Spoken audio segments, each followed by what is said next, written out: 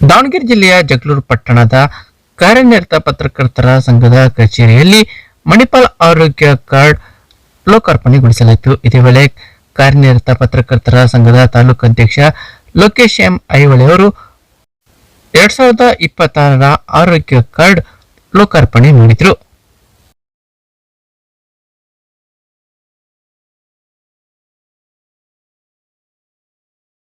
ಇನ್ನು ಇದೇ ವೇಳೆ ಮಣಿಪಾಲ್ ಕಸ್ತೂರಿಬಾ ಆಸ್ಪತ್ರೆಯ ವ್ಯವಸ್ಥಾಪಕ ಕೃಷ್ಣ ಪ್ರಸಾದ್ ಸುದ್ದಿಗೋಷ್ಠಿಯನ್ನುದ್ದೇಶಿಸಿ ಮಾತನಾಡಿದವರು, ಮಣಿಪಾಲ್ ಕಸ್ತೂರಿಬಾ ಆಸ್ಪತ್ರೆ ವತಿಯಿಂದ ಮಣಿಪಾಲ್ ಆರೋಗ್ಯ ಕಾರ್ಡ್ 2026ರ ನೋಂದಣಿ ಆರಂಭಗೊಂಡಿದ್ದು, ಇದೇ ಆಗಸ್ಟ್ 31ರ ಒಳಗೆ ನೋಂದಣಿಗೆ ಕೊನೆಯ ದಿನವಾಗಿದ್ದು, ಕರ್ನಾಟಕ ಹಾಗೂ ನೆರೆಹೊರೆಯ ರಾಜ್ಯದ ಜನರು ಇದರ ಸೌಲಭ್ಯವನ್ನು ಪಡೆದುಕೊಳ್ಳುವಂತೆ ಸೂಚಿಸಿದರು.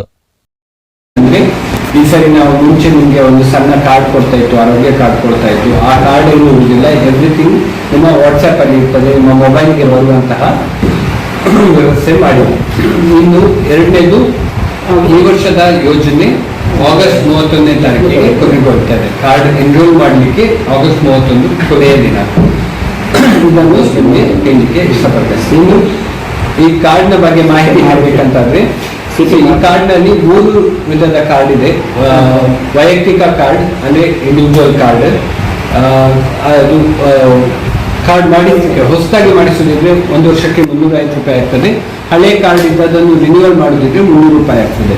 ಇನ್ನು ಕೌಟುಂಬಿಕ ಕಾರ್ಡ್ ಅಂತ ಇದೆ, ಅಂದ್ರೆ ಗಂಡ ಹೆಂಡತಿ ಮತ್ತು 25 ವರ್ಷದ ಒಳಗಿನ ಮದುವೆ ಆಗದ ಮಕ್ಕಳನ್ನು ಈ ಕಾರ್ಡ್ನಲ್ಲಿ ಸೇರಿಸಬಹುದು.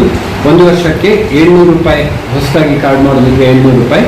ಕಳೆದ ವರ್ಷದ ಕಾರ್ಡ್ ಅನ್ನು ರಿನ್ಯೂವಲ್ ಮಾಡೋದಿದ್ರೆ 600 ರೂಪಾಯಿ ಆಗ್ತದೆ. ಇನ್ನು ಕೌಟುಂಬಿಕ ಪ್ಲಸ್ ಅಂತ ಇದೆ, ಅಂದ್ರೆ ಗಂಡ ಹೆಂಡತಿ 25 ವರ್ಷದ ಒಳಗಿನ ಮದುವೆ ಆಗದ ಮಕ್ಕಳೊಂದಿಗೆ ಗಂಡನ ತಂದೆ ತಾಯಿ ಹಾಗೂ ಹೆಂಡತಿಯ ತಂದೆ ತಾಯಿ ಇಷ್ಟು ಜನವನ್ನು ಸೇರಿಸುವಂತ ಒಂದು ವ್ಯವಸ್ಥೆ ಇರುವ ಈ ಕಾರ್ಡ್ನಲ್ಲಿ ಪಡಿಬೇಕಂತಂದ್ರೆ ವರ್ಷಕ್ಕೆ 900 ರೂಪಾಯಿ ಕಟ್ಟಬೇಕಾಗ್ತದೆ ಹೊಸ ಕಾರ್ಡ್ ಆದ್ರೆ.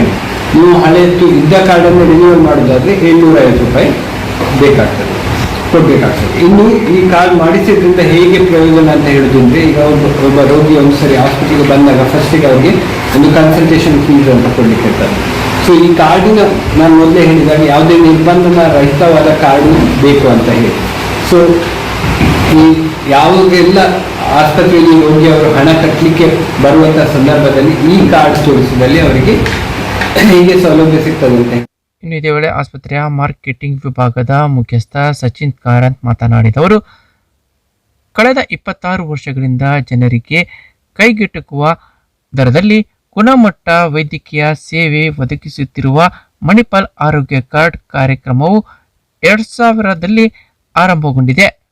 ಮಣಿಪಾಲ್ ಸಂಸ್ಥೆ ಸಂಸ್ಥಾಪಕರಾದ ಡಾಕ್ಟರ್ TMA ವೈದ್ಯ ಅವರ ಆಶಯದಂತೆ ಸಮಾಜದ ಎಲ್ಲ ವರ್ಗಗಳ ಜನರಿಗೆ, ವಿಶೇಷವಾಗಿ ಗ್ರಾಮೀಣ ಪ್ರದೇಶದವರಿಗೆ ಗುಣಮಟ್ಟ ಆರೋಗ್ಯ ಸೇವೆ ತಲುಪಿಸುವ ಉದ್ದೇಶದಿಂದ ಈ ಯೋಜನೆಯನ್ನು ರೂಪಿಸಲಾಗಿದೆ ಎಂದರು. ಈ ಸುದ್ದಿಗೋಷ್ಠಿಯಲ್ಲಿ ಆಸ್ಪತ್ರೆಯ ಪ್ರತಿನಿಧಿ ಅನಿಲ್, ಮಣಿಪಾಲ್ ಆರೋಗ್ಯ ಕಾರ್ಡ್ನ ಮುಖ್ಯ ಸಂಯೋಜಕ ಕೆಂಚನಗೌಡ KB ಸೇರಿದಂತೆ ಇತರರಿದ್ದರು.